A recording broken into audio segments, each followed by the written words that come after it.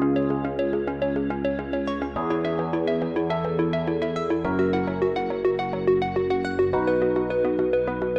everyone, and welcome back to Film Foundations, the collaborative show between Weirding Way Media and someone's favorite productions.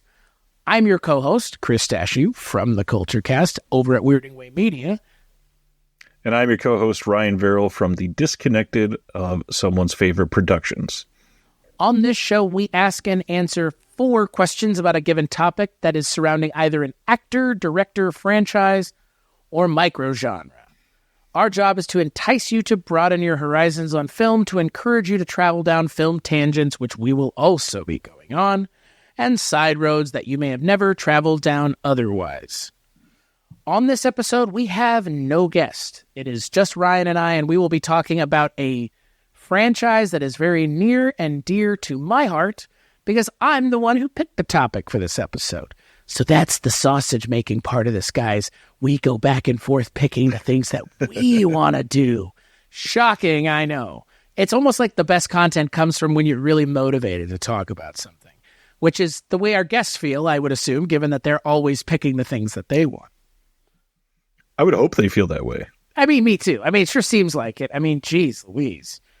You know, all sorts of topics we're already covering, and people are just waxing poetically about it. I'd like to throw my hat in the ring to wax poetically about the Alien franchise. Maybe not all of the films, but give me a moment to wax poetically about Alien 1 through 3.5 of 4, and then some other things added in.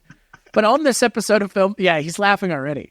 On this episode of Film Foundations, we are going to be covering the Alien franchise, which, as it stands right now, I will say that, and I'm not going to say when this is being recorded, but we are pre-Romulus at this moment in time, PR.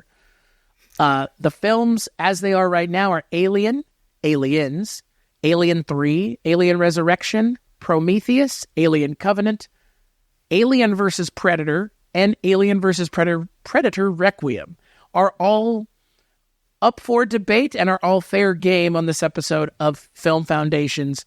No, we will not be talking about Predator or Predators or Prey or any of those movies. It's almost like they probably deserve their own episode. Slight correction. The movie, I believe, is actually called Aliens versus Predators Requiem. Wow. Or Aliens versus Predator Requiem. I only say that because I got excited the first time I heard about that and thought, are they going to take some aspect of Aliens and make that a Predator movie somehow? No. And no, they didn't. They went out of their way to title it that way, and yet they didn't do it. So why do it? Yeah. Well, I guess there were multiple aliens, no, never mind. Not even worth addressing, because in Alien versus Predator, there are a lot of aren't there a lot of aliens? Okay. Yeah. More than one. Which technically means aliens. So yeah, on this episode of Film Foundations, we'll be covering all those movies, but let's talk a little bit broadly about them. So Alien 1 comes out in 1979. It is a film that is very near and dear to my heart. It is written by one of, if not my favorite screenwriter, he who does not get enough credit, but boy, he was an ornery one. Father Malone would agree with me. Dan O'Bannon, who I am a huge fan of. If you ask me what my favorite zombie movie is, it's probably the one that he wrote. For a whole host of reasons. But for me, Dan O'Bannon and Ron Shusett, obviously, but Dan O'Bannon is the foundational piece of all of this through which everything else is built, and the good and the bad. Because, ladies and gentlemen, Alien, and again, maybe not even Aliens, if you're the person who doesn't like Aliens, I actually understand. I mean, if you were expecting it to be Alien and you watched Aliens, you were probably massively disappointed given how much of a thing Alien is now. I mean, Alien was successful then too, but I mean, again, to go from 79 to 86, the kind of movie that's being made in 79 is not the kind of movie being made in 86. Nope. And that's because of the person who makes that movie and writes that movie. His movies just came out on 4K, ladies and gentlemen. I believe. Well, now you've dated it. I said they have come out. They have come out on Blu-ray and 4K. I didn't say when. Not like it was recently or anything. But James Cameron takes it in an interesting direction with Aliens, and broadens the universe in one way, but doesn't do much in another, which is... So the premise of Alien, at least the original, and I would say more or less the entire series as a whole, is you have a group of people who are pitted against a organic life form who is almost the perfect organism. At least that's what Ian Holm says in the first movie. Okay. Now, is it on a spaceship? Is it on a planet? Is it on a bigger spaceship? Is it on a smaller planet? Is it on another spaceship? Or, I mean, it's always on either a spaceship or a planet. There is very little in between, unless we're talking about Alien versus Predator, and then we're talking about it being on Earth for the first time ever, twice. Which is still on a spaceship or a planet. Right. I guess I should reiterate, places that aren't Earth. This series, the promise of Alien 3 was that it was going to be on Earth. That it was never made good on. There were literally promotional material for Alien 3 about it taking place on Earth. They never got there. So the original film follows the character of Ripley, played by Sigourney Weaver, who is in every one of the original 4 films, Alien, Aliens, Alien 3, and Alien Resurrection. And throughout the films, she becomes, I think, for me, one of the most important female actors in terms of genre filmmaking, period. And on top of that, it's similar to horror franchises in a way that's kind of interesting, because in a lot of ways, Alien starts out as a horror franchise and then really leans into the sci-fi and then tries to bring it back to horror and then really leans into the sci-fi and then full on just throws its body against the wall with sci-fi with Prometheus. And then Covenant kind of comes back to horror and body horror a little bit. Romulus, Fede Alvarez's involvement means we're probably going to get a mix of both, I hope. That's my hope, given what he has done in the past. But Alien, for me, and like the series as it stands, is alternating horror and sci-fi movies of varying degrees of quality. I think the first 2 movies are pretty rad. The third movie has some moments. It's unfortunate who that movie's directed by, given where he is now, and we'll talk all about that when we get into the questions.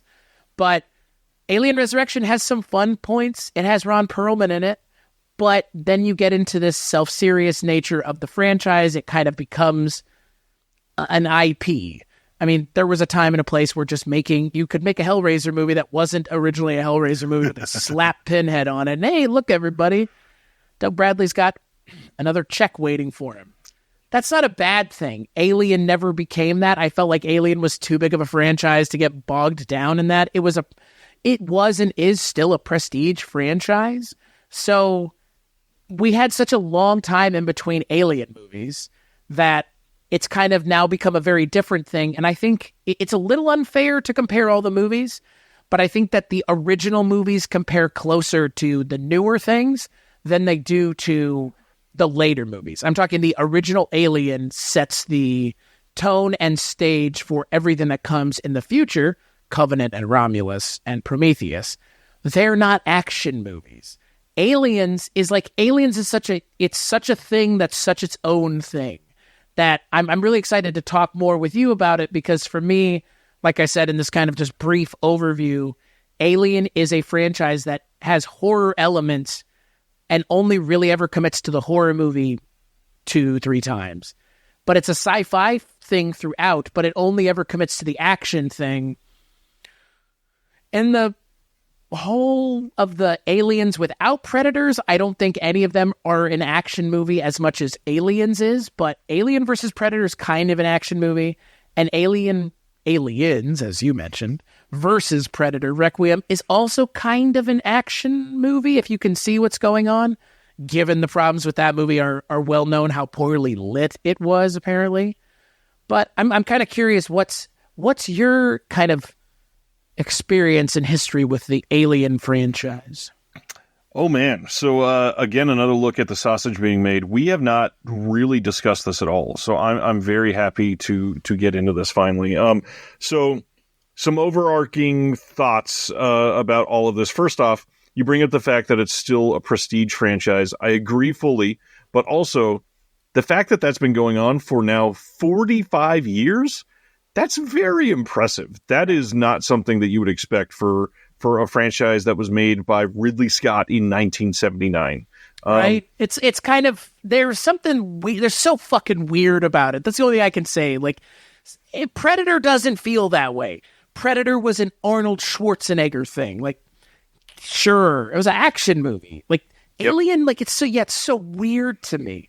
Like, that it caught on as hard as it did, and it still has, and it's still, I mean, we mentioned it, but, like, there's a whole thing that's not the movies. More has happened outside of the movies than has happened in the movies. Yeah, and actually, you just brought up the next thing I was going to really hit on here is it doesn't really compare with Predator. I personally have always viewed this more in line with the Terminator franchise, and that's funny to talk about because, you know, Cameron's involved in both of them. However, the thing that is so interesting is that when you compare Terminator and Alien, the first film for both franchises is basically a slasher. The second film, not even just horror. Like, you break down, right? There's an actual slasher narrative to both of them. Then the second film, they have like slasher elements, but it's more focused on action film for both of those second entries. Right. And then after that, they all seem to go downhill. No matter who's directing them, who's writing them, they're all just wishing that they could be those first two films, it feels like. I kind of wish we were doing Terminator at some point. Like, I wish when like we're done with this, we could just do that. Because, man, I have some real strong opinions about Terminator. I mean, I have strong opinions on Alien, but I feel like for me, that here's a little taste of that conversation. That's going to be a hard conversation to have any positive things to say for a long stretch of movies. Yeah. Back me up on this one, Mick G. Do you know what I'm saying? Like, oh, yeah. Terminator Salvation is a movie that there's only one thing memorable, and it has nothing to do with the movie at all. And that's what's so hard to talk about that franchise, because literally the first movie is great. The second movie is arguably one of the best movies of all time. Right. We don't need to talk about anything else. That's it. Just cut off the conversation. Yeah. And look, that's the funny thing. I think for Alien, there is more to be mined. I think Alien's demise has not... The reports of Alien's demise are grossly over-exaggerated. I don't think Alien is in as bad of a shape as Terminator. Terminator is a franchise that's, like, dead, essentially. Like, I don't know how else to describe it. It's a dead franchise, right? Like, it's not only been shot and killed, it's been resurrected and shot and killed again just to prove a point. To the point where, I mean, look, you've mentioned James Cameron. I want to get out in front of this before we get too far down the road. I am not a fan of James Cameron, for the most part. I don't like most of the things that he's done, because at this point, the stuff that he's doing is to prove a point, and it's not really, I know. I would say the last good thing that he made that I enjoyed, and look, say what you will about me and the person that I am, is that movie. Yes, is True Lies. And look, that movie has its problems. It's grossly anti-Muslim. Like, it's hard to find a movie more anti-Islam than True Lies. They cast every single brown-looking or brown-adjacent actor in Hollywood and said, hey, look vaguely menacing because you're going to play a Muslim terrorist. Tia Carrera is involved in that. Christopher Statue, how dare you? I know. I love that movie, though. That's the problem. That movie has one of the best James Bond openings of a movie ever, and it's literally them just ripping off Goldfinger. They just saw Goldfinger and said, wouldn't it be cool if we could have Schwarzenegger do it? Literally, he does it. But that's the thing. For me, James Cameron, I like everything he's done pre-Titanic. Past Titanic, it's just not for me, dog. Like, at all. And I'm not even a big fan of The Abyss, but I can't take away The Abyss, because without The Abyss, there's no Terminator 2 Judgment Day. There is no T-1000, because that's where the technology... It's like saying, like we talked about Peter Jackson, and I didn't mention it there, but I'll mention it here. Without the Frighteners, there is no Lord of the Rings for a whole host of reasons. And one of them is I think I did mention it, the design of the ring wraiths literally comes from the Frighteners. And it's one of the best design choices that they've made in any of those movies is the ring wraiths. They're arguably second or third most iconic thing from those movies. James Cameron, for me, is someone who, similar to Peter Jackson, but unlike Peter Jackson, the things he's working on now I don't have any interest in, because they all seem to be very self-serving. And I don't think anybody would argue that. He's Right. so much invested in pushing the technology of film forward. And when we get into the movie that we're going to talk about with him, that for me is a big reason that I like that movie. And that's a movie that I think is worth talking about. And that's the other thing, we kind of haven't mentioned it, and I don't think beyond the first movie or the second movie, it's really a thing.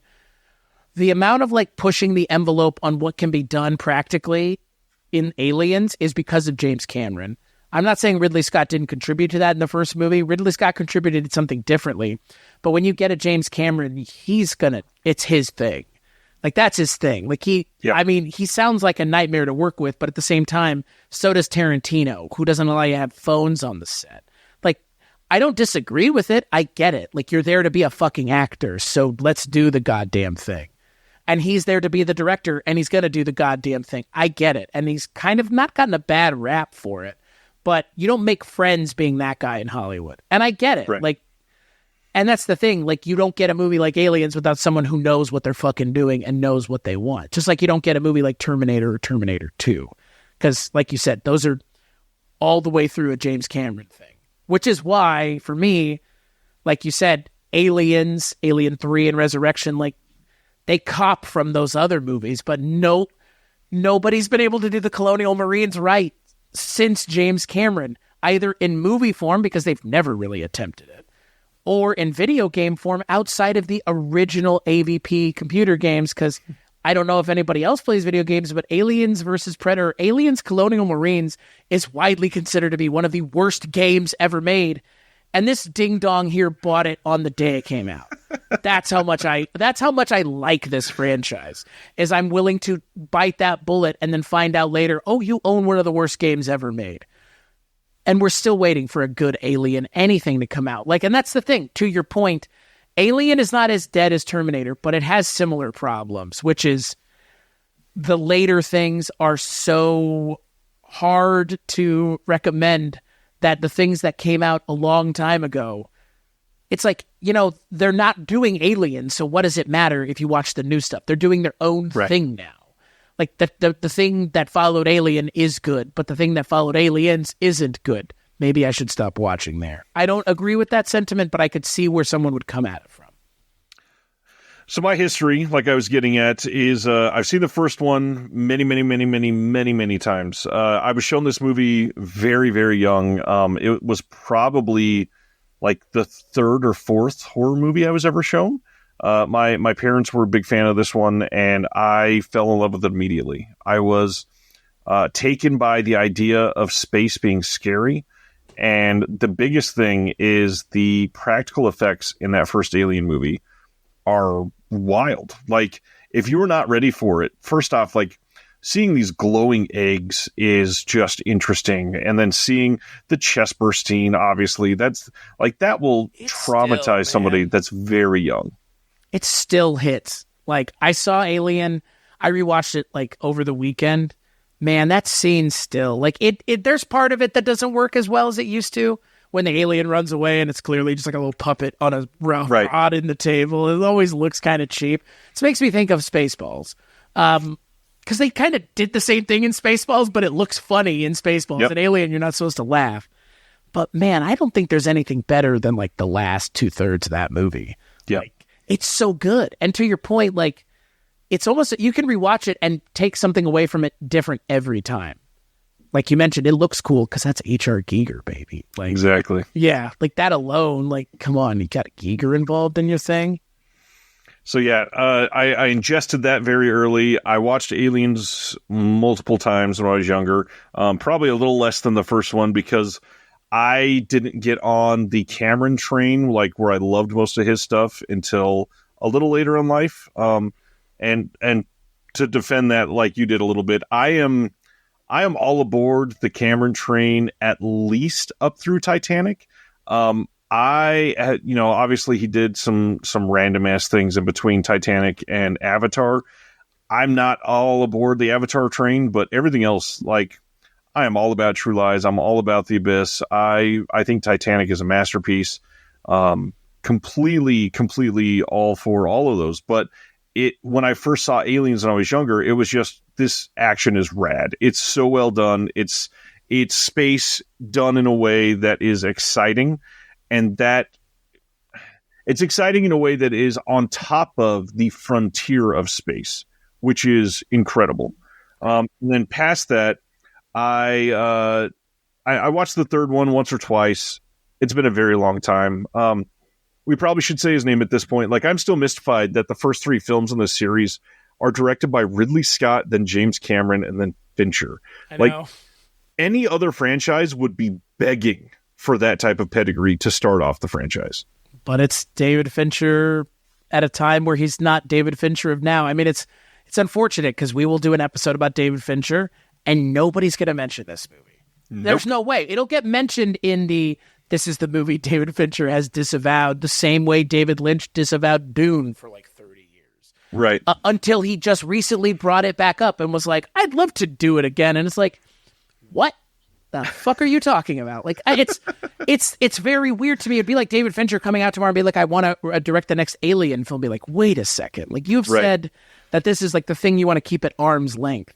It's mind-blowing. It is really mind-blowing to me to have David Fincher, 92 David Fincher directing Alien 3. This led into 7. Like, isn't that wild? I know. I mean, this is where David Fincher, like, what's funny is Alien 3 is where David Fincher becomes David Fincher. Because he goes, I am literally never doing that again.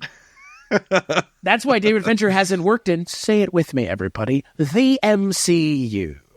I mean, that's why directors like him don't work with studios anymore the same way that they used to, because that's what happens. I mean, he has worked in the studio system, but it's very different.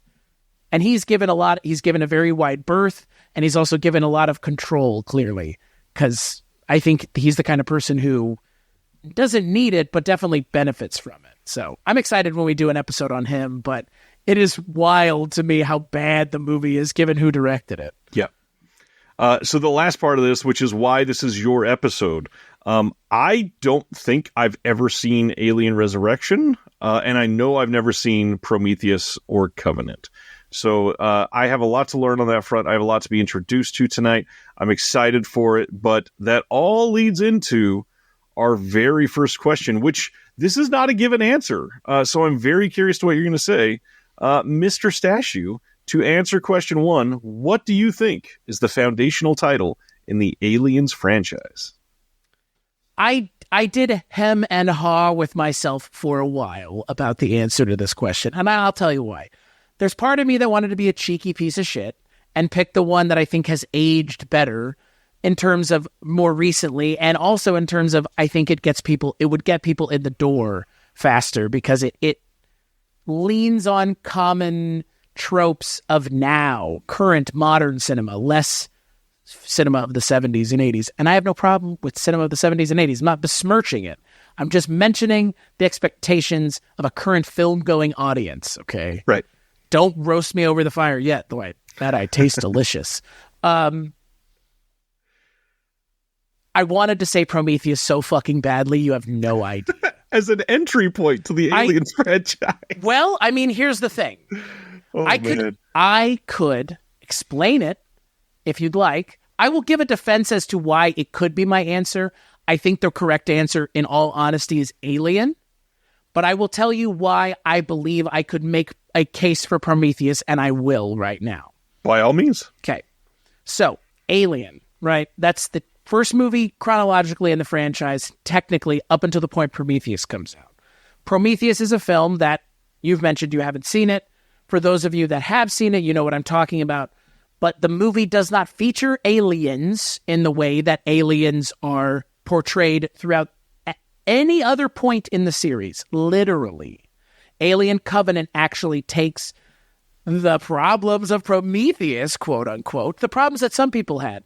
And look, I'm not sitting here and saying if you go into a movie that looks like, smells like, walks like an alien movie, you shouldn't expect to see a xenomorph popping out of somebody's fucking chest or somebody dying in a graphic way to an alien double mouth killing them in the skull.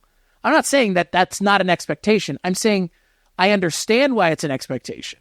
But at the same time, I also think that sometimes people's expectations are just to see the same fucking thing again. And you can go watch Alien. it still exists. The release of Prometheus did not negate the existence of Alien. It's a hard thing for some people to stomach, man. Like, it bugs the shit out of me because it's like, okay, Anchorman 2, for example. Does Anchorman 2 diminish the enjoyment of Anchorman 1? Yes and no. Should it? No. Does it? Yes. And that's why I mentioned Prometheus here and compare it to Anchorman, because Anchorman 1, that film is lessened because there's a second movie that is wildly all over the place tonally and not funny for the most part. It lessens the quality of the original film. In this case, Alien Covenant lessens the quality of Prometheus because they went, oh, wait, people didn't like that there wasn't an alien, specifically a xenomorph that looked like everything we've seen with the glowing eggs, like you mentioned, and the face huggers. So we got to give it to them. And not only do they give it to us, they essentially just remake Alien. And not in a way that feels genuine. It feels very phoned in. And there's a CGI xenomorph jumping around, and Danny McBride is in the movie for God knows what reason. And they waste, what is her name? Catherine Waterston, Sam Waterston's daughter. They waste her time, and she's a great actress who just happens to be in some of the worst franchise movies of the last decade. Looking at you, Fantastic Beasts, and where to not find the money with that franchise. And I mean, it sounds like a sure thing to be in a Harry Potter franchise until it's not a sure thing. And that's the thing with Alien. Alien Covenant was supposed to be a sure thing. And it wasn't. It was not. It did not make the money they wanted. It did not make anything the way that they wanted. Prometheus actually, I believe, if memory serves, Prometheus actually made a lot of money. I don't think Covenant made as much money for a whole host of reasons. One of those reasons is it's not a very good movie because it's literally just Alien. And that's why I mentioned Prometheus. It's like the one time anybody's really done anything vastly different with the franchise. John Spates and Damon Lindelof, say what you will about Damon Lindelof. Plenty of other people have. I won't. I get it. I understand people's problems with him. I don't have those problems with Damon Lindelof. And John Spates has written several things that people like. I alluded to Dune earlier. He wrote both treatments of Dune and Dune Part 2. He also wrote The Mummy. So, take that with what you will. And he also wrote, again, Doctor Strange, which I think the original Doctor Strange is a relatively well-received movie by most people. The second one, not so much, maybe. But for me, Prometheus is a movie that I'm oddly kind of not obsessed with, but it's such an intriguement to the movie for me. I'm so intrigued by a movie that, for all intents and purposes, if it's not an Alien movie, everybody would love it. But because it's an Alien movie, even though they said it's not an Alien movie, even though it is an Alien movie because they have Wayland Yutani and they have Peter Wayland and they have Michael Fassbender in the good version of the role, not the one that becomes...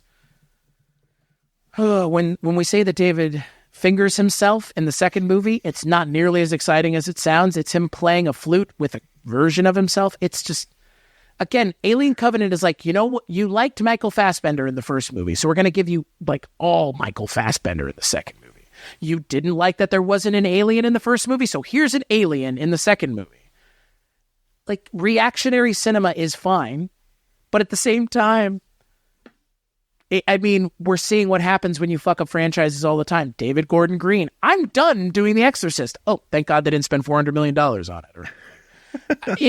It to me is all the same kind of problem here, which is there should be a genuine love for the franchise if you're going to get involved with having anything to do with it now, because everybody who loves it is either going to love it because you made something that's similar, or they're going to hate it because you did something different.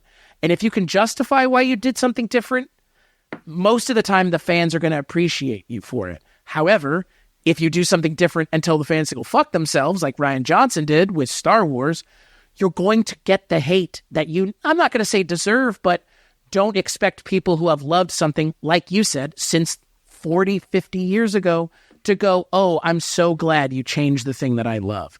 Like I said right at the beginning of this rant, Alien still exists. You can still go watch it. And you can watch it in 4K, I'm assuming.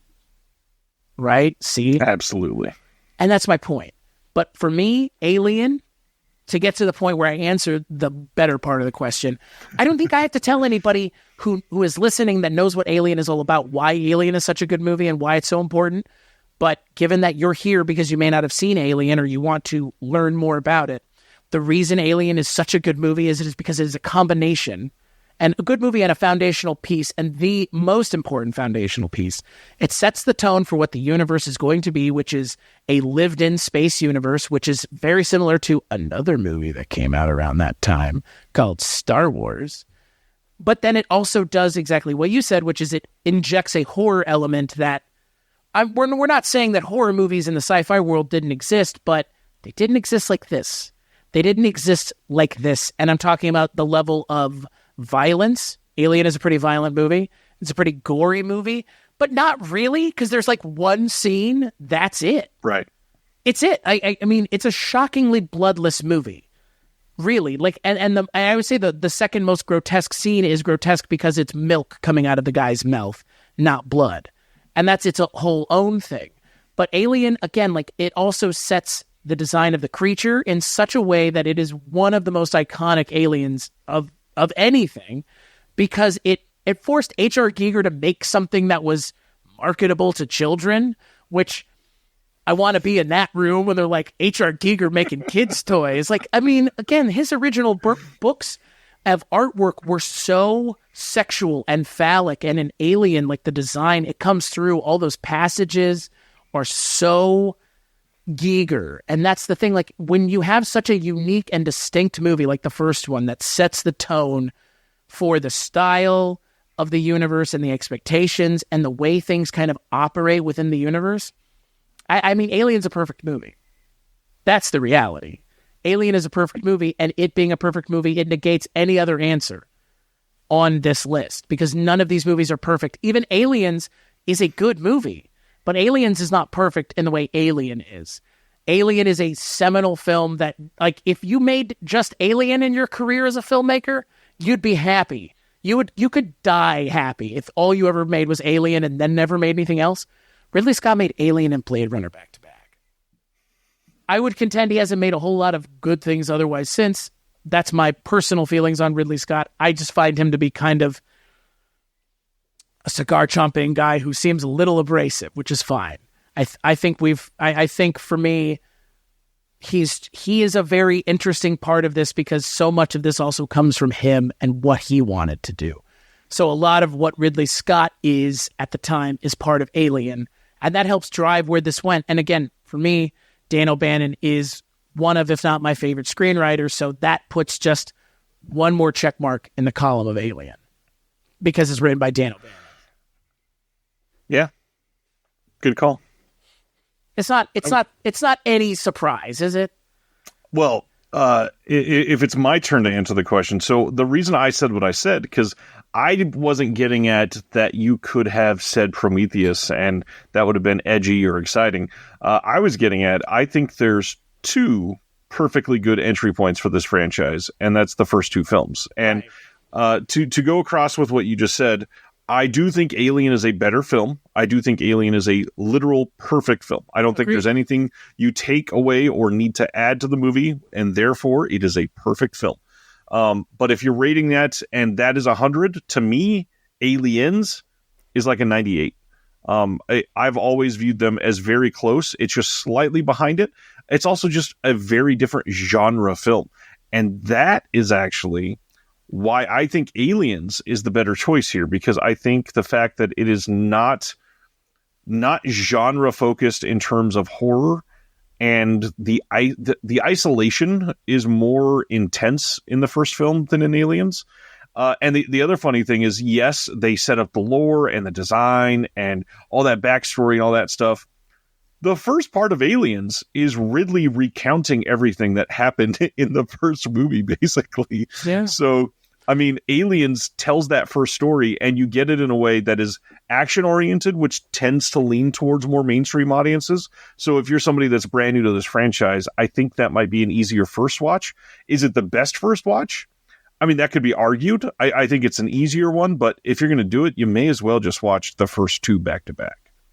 Yeah, I think that's actually the right answer. And The other thing that I will mention, I don't think the alien is ever scary again outside of Alien. And that's because of Aliens. Because once you can see that one just dies by being shot a couple times, right? It's not the same as in the first movie, Ripley having to do literally everything short of, well, she does literally everything and then some to get rid of the alien. And that's the thing. I don't even want to spoil it because that's, we're not here to spoil these movies. There's no way you've never heard of the chest burster. See, Jesus Christ, that's impossible. But you might not know the plot of the first movie, and I think actually not knowing the plot of the first movie is beneficial because you get to meet, learn, and like the characters before the shit hits the fan. That's the other thing. Alien compared to Aliens, it's a much slower movie. It takes an hour to get to the point in Alien where pretty much anything is actually happening. Absolutely. And the thing with the plot of the Alien movie, funny enough, even if you haven't seen it, you've seen it. You just don't know yet because it's the exact same plot in like 45 other movies because it is a perfect plot to go through. There's so many movies that, Underwater, which I love with Kristen Stewart, is literally the movie Alien, basically. Mm-hmm. Yeah. It's, Alien as an idea is not really novel, but it's the way through which the alien gets on the ship that is the novel thing. And I believe Ron Shusett in The Beast Within, which is the first full-length feature documentary on the Alien quadrilogy. This is me flexing my physical media knowledge, which I have seen one too many times. He says, what happened if the alien fucks him? Right. And that's literally what this is. It's an alien fucking your face with its long penis and its... because the facehugger has like a tube that it shoots out your... Very phallus thing. Yeah. That's the thing. I mentioned H.R. Giger. Everything in Alien looks like a dick or a vagina for a reason because that's what H.R. Giger was doing. Or at least a codpiece. Yeah. The alien's head looks like a penis. From the pretty much the top of the head back. But the alien is never scary in anything else. Period. Right. The mystique of the alien is drawn out of it in Aliens because now there's hundreds of them. They're fallible. Yeah. And for me, it's not that I'm not a fan of that, but like you said, it's such a different thing that it is almost it's unfair to compare them because they're not the same kind of movie. Like you said, Terminator and Terminator 2, not the same kind of movie. Same idea, same premise, theoretically, but take a step to the right in Terminator 2, and now Arnold's the good guy. In Alien, it's, the aliens actually really aren't that scary. It's just the volume of the aliens. Right. Yeah, because there have to be, if one is not scary, then what is scary? Hundreds of thousands of them. Which, again, they never make good on the promise on, but they can't at the time. Well, and it's falling prey to the pressures of a sequel, too. Oh, you had an alien in the first one? Well, what happens if you have 1,000 aliens? Wah-ha-ha-ha. Right. And it's like, I would say Aliens is the only time that ever really worked, which was, filling the screen with as many aliens in, stuntmen in suits as you could find. That's the other thing. Alien and Aliens are both fantastic examples of physical and practical effects. Yeah. Alien 3 is too, and so is Resurrection, because they're still being made at a time and a place where CGI is not a thing. But Prometheus, heavy with the CGI, to the point where people were really upset about it, but at the same time, I actually think Prometheus has a lot of practical effects and a lot of really interesting and well-done stuff that, again, like you said, maybe Prometheus isn't the right answer, Alien and Aliens is, but Prometheus is the answer if you want to see... I think you could get away with watching Prometheus before Alien. And I think it would still make sense. I think Prometheus does stand alone as its own thing enough, because there is no xenomorph in that movie. Not recognizable the way that we see it, moment one, it jumps out of John Hurt's chest. Right. This is probably a good time to transition into the second question, which I will fully admit here, I'm not qualified on this franchise to answer the second question. So this will all be about you. And as we get to this one, the question, of course, is always, can you recommend a lesser known gem within the subject that might be not the perfect first time watch for somebody new to it, but also a good movie in the franchise?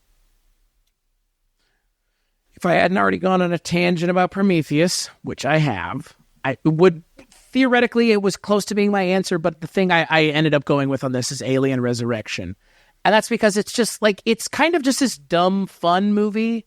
It has a sense of fun to it that feels like Aliens meets Alien. So you have... The plot's dumb. Let's not talk about the plot. Let's talk about everything but the plot. You have Sigourney Weaver, you have Winona Ryder, you have Ron Perlman, you have... the guy with the really hairy chest. Oh my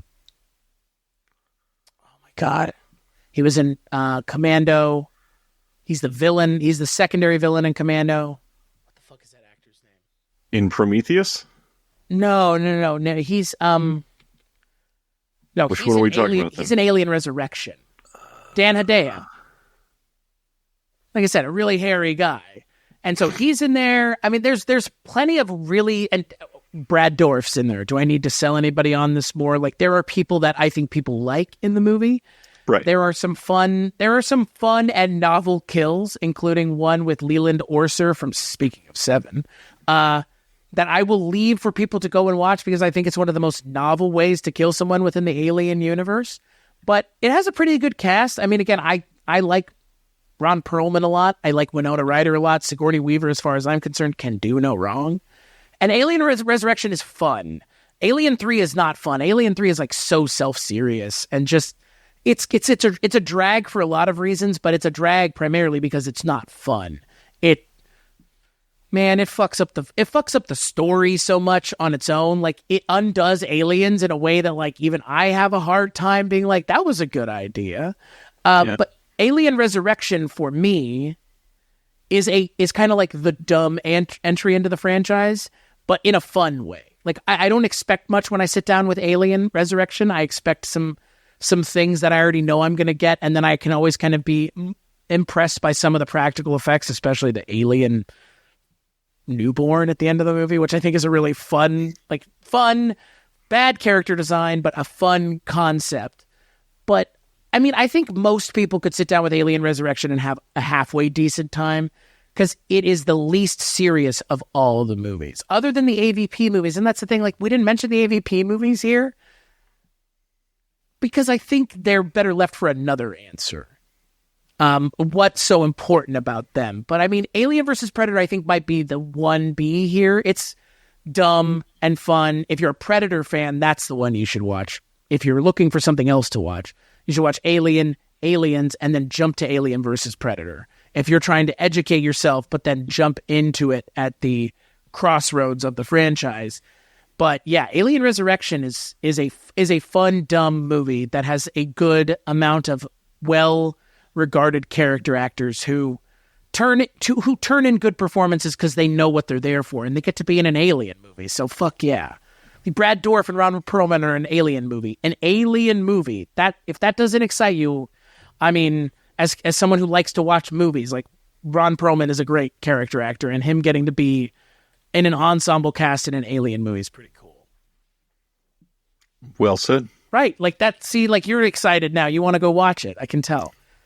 Maybe. I mean, I've wanted to watch Resurrections for quite some time, and this is one of those things that, other than the AVP films, I've wanted to do a rewatch of the whole franchise, and so I'm considering doing it leading up to Romulus and just go through all of them with the wife, because she's never seen...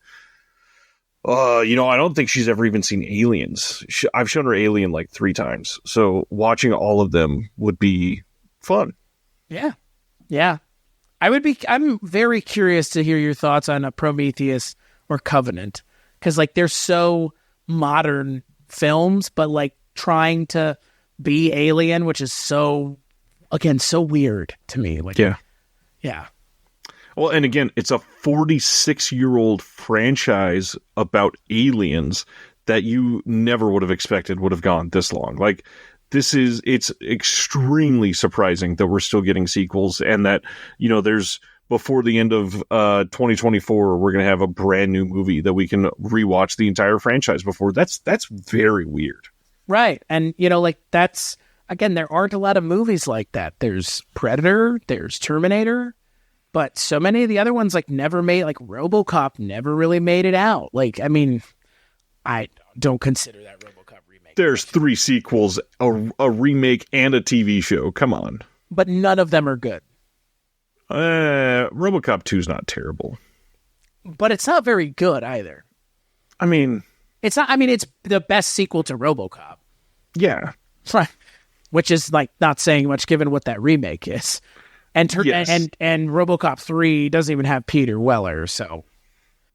And that first movie is damn near perfect, too. Yeah, I was going to say, boy, talking about Perfect Movie Club, that's in that discussion, I think, in terms of, like, a certain kind of movie being made at a certain time in a certain place. It encapsulates a very specific thing. And for me, honestly, like, to pivot back to Resurrection, like, Alien Resurrection captures a time and a place. It's like the Buffy the Vampire Slayer Alien movie. And look, it's not a surprise. It was written by Joss Whedon. But it's one of the things that I think he's written that isn't as imminently fucking smug as everything else he does.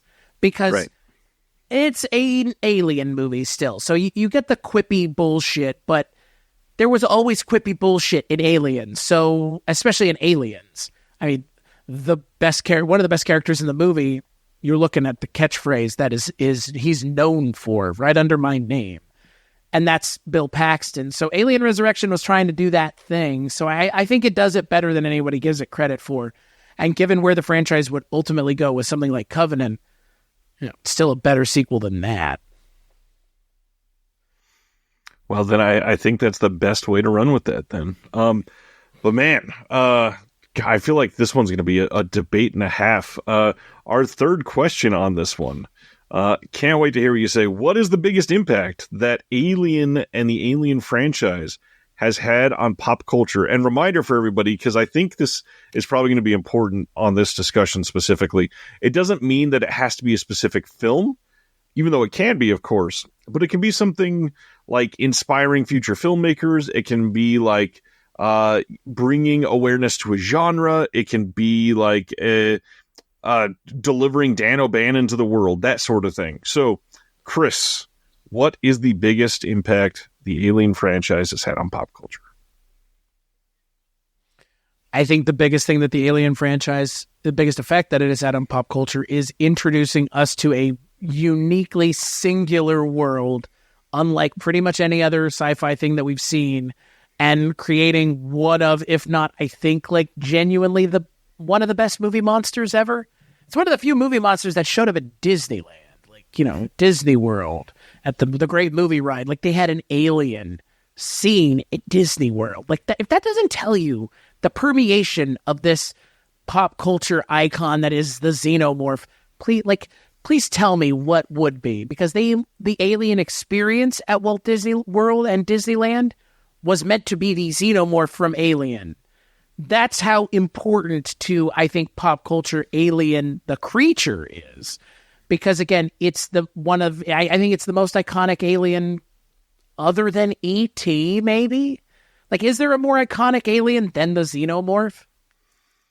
No. I mean... Especially not one that doesn't get a character name ascribed to it. Right. I mean, maybe we go to Mac and Me. Oh, wait!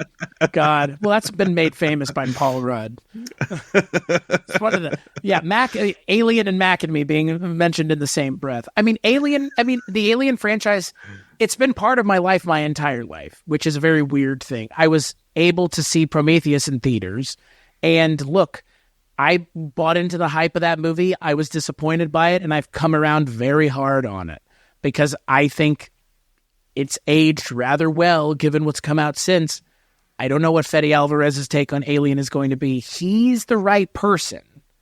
But I think what makes Alien as a franchise so important is given certain filmmakers the opportunity to do things that they otherwise would never have gotten to do, like a James Cameron or a David Fincher, who has not really ever done anything like that since. I mean, Cameron has, but not in the same way. I mean, I would love to have known what Cameron wanted to do with Aliens if he had actually cared to stick around and do a third movie. I don't think he did. I mean, in a lot of ways, Aliens is the end of the story, and Alien 3 is just some, like, fucked up epilogue that somebody dreamed up and slapped on and was like, this is the real ending of the book. It's like, no, it's not.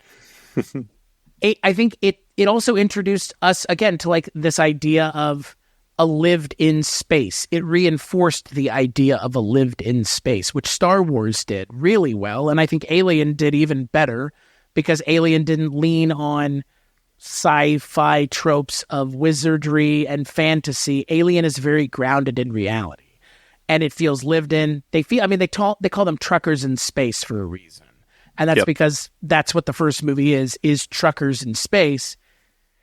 And that's the thing. When you create a world that is so uniquely yours, you've made a sandbox that looks very appealing for everybody to come play in.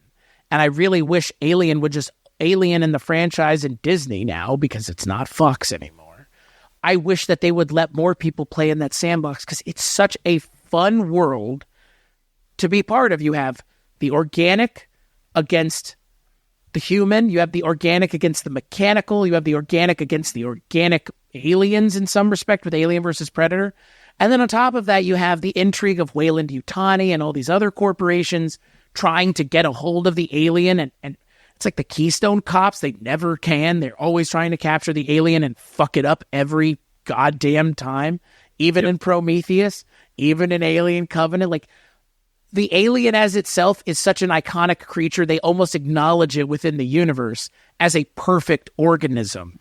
And the alien is a perfect creation of H.R. Giger. It is an iconic creation. I think the biggest pop culture thing is the creation of the alien, giving us the xenomorph. Because the xenomorph, I got xenomorph shit on my bookcase over here. I got a glow-in-the-dark xenomorph. I got alien eggs. I can see them from here.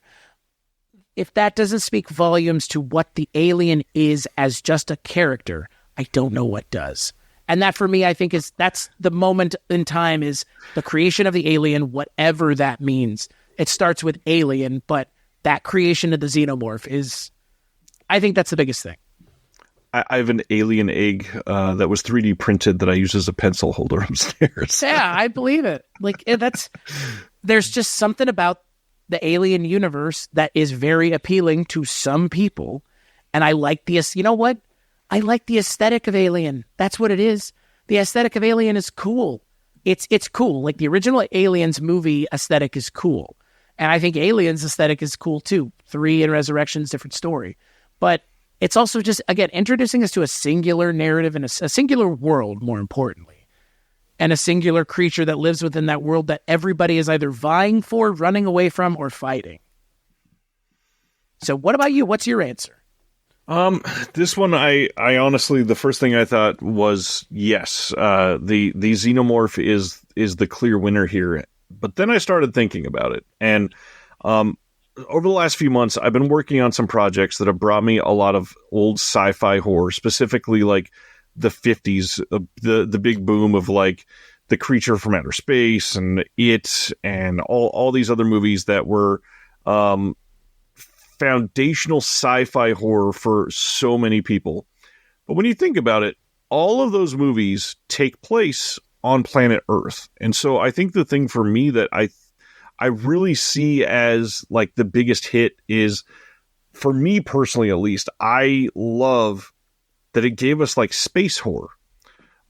We finally have the ability to be scared in space, which changes the way that we can make these movies. And there's hints of that earlier in maybe like 2001, A Space Odyssey, but that's not quite the same thing, obviously.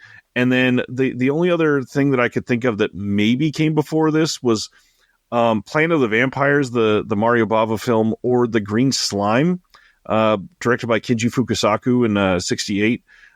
Both of those movies were in space for a lot of it, but also they brought stuff back to Earth, and it kind of led to the same thing. But something about that first Alien movie making it possible to have true cosmic, away from Earth isolation horror is what I think this franchise delivered in spades. Because without that, there's no Event Horizon, which is one of the greatest movies of all time. There's no Sunshine, which is freaking incredible.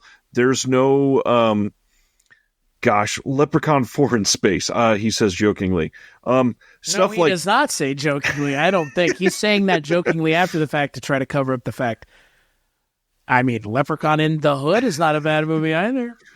Anyways. Why didn't that make our list of micro or franchises? Leprechaun. Jeez. Sam Rockwell in Moon never would have happened without Alien, of course.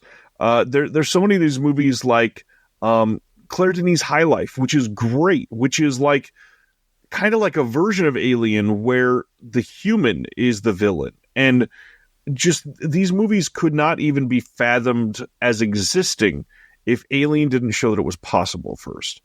And so popularizing that, I think it's really had an impact on the future of cinema when it comes to pushing the frontier of isolationism and horror in space in a way that most people can't relate to, which is very difficult to portray on screen and get people to feel empathetic to that type of situation. So I love Alien, and I do think that is one of the biggest things for sure.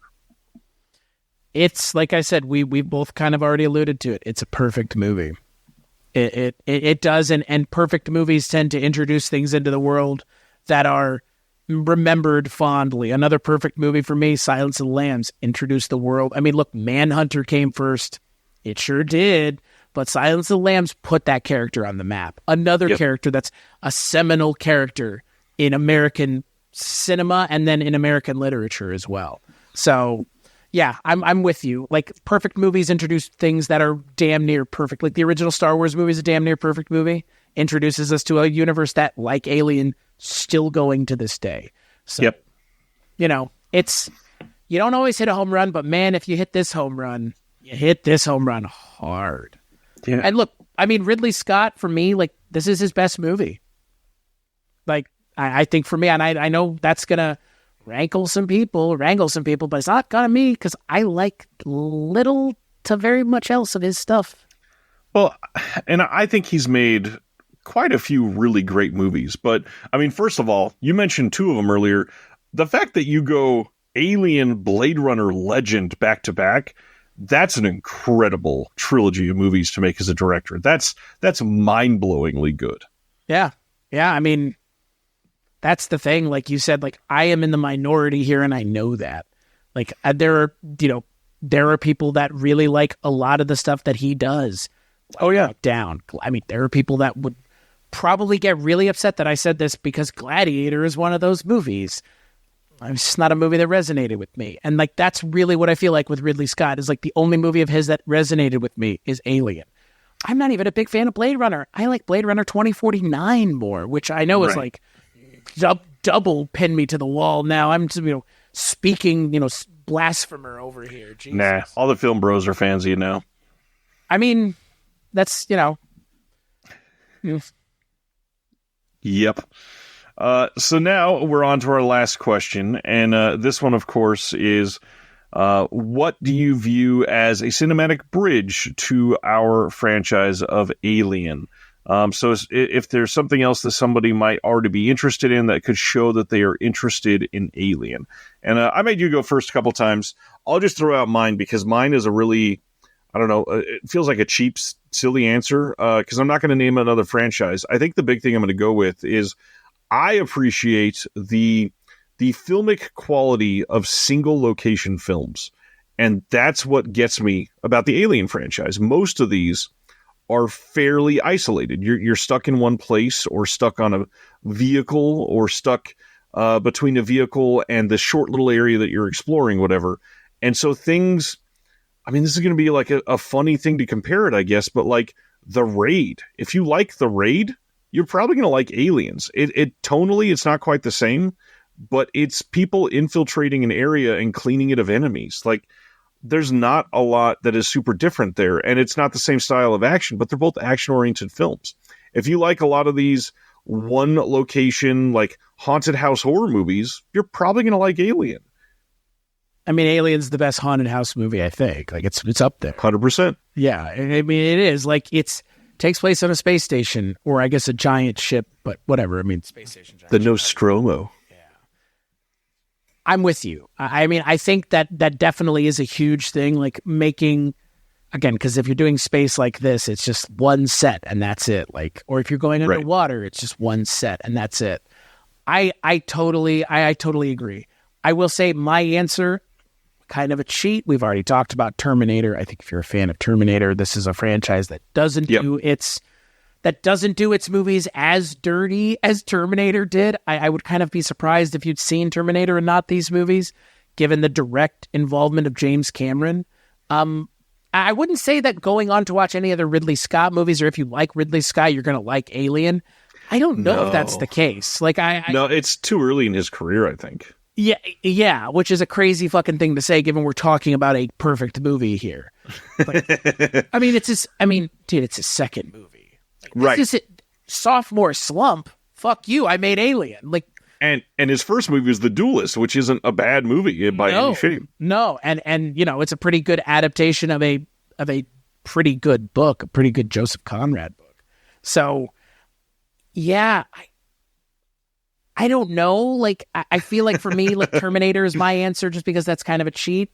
But I think if you're a fan of, you know what, if you're a fan of Final Girls, Alien is for you. Alien, Aliens, and Alien 3 and Alien Resurrection are for you. Because I think, for me, Ripley is like the final girl. She is on the same, if there's two heads on this coin, for me, one side is Sigourney Weaver, and the other side is Neve Campbell. No. I mean, I could see why that would be some people's answer, but for me, it's Neve Campbell. 1978, 1979 is what I'm saying. Right. I mean, that I get, but like for me personally, I think you could still make a case that Neve Campbell would deserve to be there, depending on what era you're coming at horror from. Some people love Jamie Lee Curtis, and she can do no wrong. I'm not saying I don't like Jamie Lee Curtis. I love Jamie Lee Curtis. I like Neve Campbell more in the movies that she's in. Scream resonates more with this guy than Halloween does. That's just the way that it is. Totally. And I say the same thing about Alien. Alien, Aliens, Alien 3, and Alien Resurrection have one of the best final girls, period, in Ripley. Ellen Ripley she goes from being the person who you genuinely think is going to die first to the person who survives, kills an alien in her underwear, looks like a badass while doing it, cuts her hair in the next movie, which is one of the most iconic things about her in the first movie. She cuts her hair short, becomes a space dock worker, beats the shit out of aliens in that movie, and then in the third movie makes the choice of choices to try and stop the aliens from continuing to exist. And then in the fourth movie, she's cloned.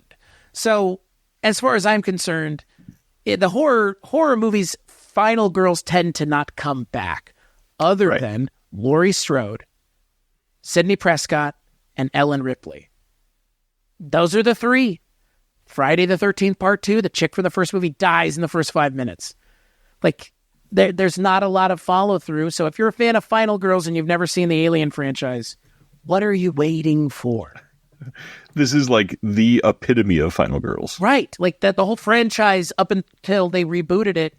And even when they rebooted it is about Final Girls. I mean, Noomi Rapace, Alien or Prometheus, she's the final girl in that movie. She's really good in that movie. Catherine Waterston, Alien Covenant, final girl in that movie. That movie's not very good. She's not bad in it. It's not a good movie. But yeah, it's all about, I mean, again, if it's horror, it's going to have a final girl trope, and it does. And it does it really well. Which, again, for me, like I said, if you're into horror movies, and more specifically ones that are leaning on the horror trope of final girls, the Alien franchise is for you. I mean, even AVP has a final girl. I know we said we were going to mention AVP. I will mention AVP here. I saw AVP in theaters. It's a fucking dumb movie. It's fun, but it's not it's not Alien. It's like, what if we made aliens with CGI? That's what AVP is. And no colonial marines. Like, I want to know why no one has made another colonial marine movie. Like, why? Like, why haven't we seen more of that? Like, we have all the video game attempts, but nobody has tried to make another colonial marine movie. That, for me, seems like the biggest missed opportunity here. And like you said, like, I think even if we're talking ways to get people into this universe, if you're into, like, Vietnam stuff and, like, Vietnam movies, I feel like Aliens is a pretty good, at least the first 2/3 of that movie is an interesting, like, take on a Vietnam movie.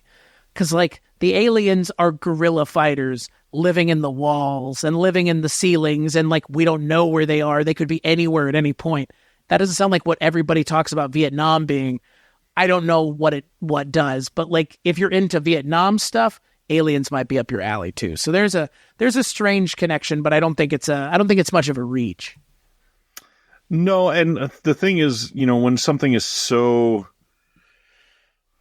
powerful and all-encompassing as Vietnam, it affected all filmmaking from like 1969 through like 1985. If you really want to dive into any of these, any films released in that like 16-year period, those people were either in the war, their parents were in the war, they were affected greatly by the war, they were 13 when the war was happening, and they saw images from the war on the news and the newspaper and stuff like that. It is such just a giant, intimidating thing when you're looking at that. Well, and I mean, in Aliens, they went out and they all trained together. They all customized their armor. I mean, they look like they stepped out of Khe-Sanh, really. Like the design of the armor, the design of the helmets are all very reminiscent of Marines in Vietnam. So, right. I mean, again, if you like war movies and stuff like that, Aliens is probably more your speed. Not much else in the franchise really has the same fun level. I mean, Aliens is a fun movie. I think that's the other thing that we kind of haven't really touched on. Alien is not a fun movie in any stretch of the imagination. Like, it is a scary, tense movie where a woman is being stalked by a massive alien. It's a slasher, like I said. And then the second movie is just like a bunch of assholes going down to a planet to kill fucking aliens. It's literally Starship Troopers. Right. I mean, but without the jingoistic satire that makes Starship Troopers such a fun movie and book on its own. But yeah, I mean, if you're into these things, like, this is definitely your thing. I feel like anybody has seen this. Like, I feel like you've seen such a thing. Like, if you say, like, I love Vietnam War movies and I've never seen Aliens, I'd be like, really? Interesting. Yeah. That's a big one. Fun franchise. Highly recommend, at least the ones that I've seen, to everybody.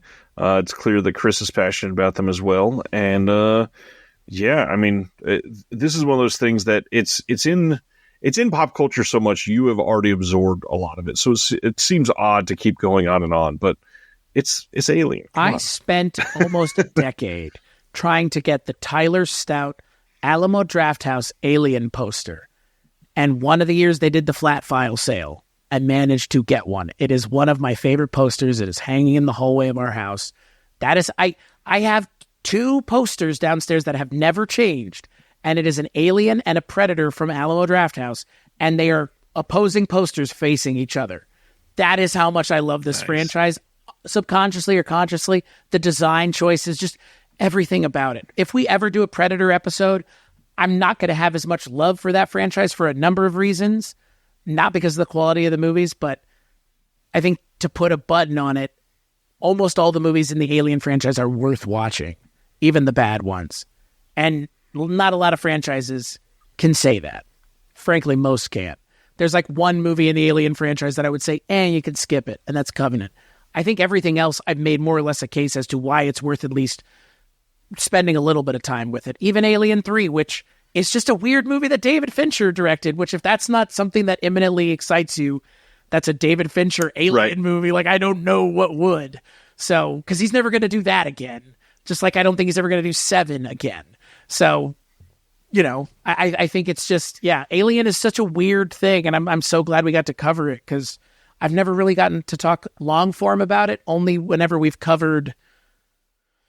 the show's been going long enough. We covered Alien Covenant, I'm pretty sure. But, I mean, again, it's like 2017, and I didn't enjoy it, and I still don't. So this is, I get to speak poetically and wax lovingly about a franchise that, is a big part of my pop culture makeup. So, well, maybe after Romulus, we'll have to give a little update on what we both thought and do like a little 10-minute catch-up on it. Episode on Romulus, and you signed yourself up for it at this point. Because you've already said, I'm going to watch all the movies ahead of time. It's like, you best be damned if I'm not asking you questions about how you feel about all of them. It's necessary. And to be honest, at this point, like, not that my kids are able to watch anything, but that first Alien movie, I think, is pretty much ready for at least my oldest to watch, if not both kids. I mean, they've both already seen Jurassic Park, and we're good with that. You think the chest burster scene is comparable to Jurassic Park? I mean, that first Jurassic Park movie, you see a dinosaur literally eat a guy off of a toilet. Yeah, but it's a CGI dino. It's in a CGI guy. But it's one of the best-looking CGI dinosaurs ever. I'm not bemoaning or besmirching that. There is something about that scene in Alien that just... there's nothing that CGI can change about that fucking... like, all of that. I mean, I would love to know what, like, your kids think about it. Because, like, outside of that one scene, it's a relatively bloodless movie. Like, there's not... Yeah, it's like everything is just the implication. Well, that, and there's no nudity. There's no, like, there's a handful of swear words, not too much. Well, there's no nudity, but Sigourney Weaver at the end. Well, there's no sexual objectification or sexual acts displayed. Male gaze. Yeah. Yeah. Those gays just walking wherever they want. That was a terrible joke. I thought it was funny. Anyways, Chris, why don't you share with everybody where they can find you? Yeah, when I'm not sitting and talking about Alien, you can find me and everything I work on over at weirdingwaymedia.com, which is named for Dune. Apparently people didn't know that. I didn't like the new Dune. Apparently they don't understand why I didn't like it. I would reiterate, weirdingwaymedia.com. That's where you can find everything I work on. When I'm not being an intellectual bully and telling people how they're wrong, you can find me on Patreon/CultureCast, where $10 a month you can listen to me, the Projection Booth's Mike White, and Richard Haddam of many things, including Richard Haddam's Paranormal Bookshelf, DC Titans, and the writer of the Mothman Prophecies. We cover James Bond, another franchise that we'll inevitably cover at some point on this show, once a month. So that's where you can find everything that I work on. What about you, Ryan? I am on all social media under the name The Disconnected. I'm also everywhere under Someone's Favorite Productions. Got a lot going on. If you are interested in physical media, check out The Disconnected everywhere. I do a live show every Thursday going over the announcements for the week, including weekly interviews with industry professionals. And I also write a monthly and sometimes bi-monthly zine that you can purchase in a paperback physical format.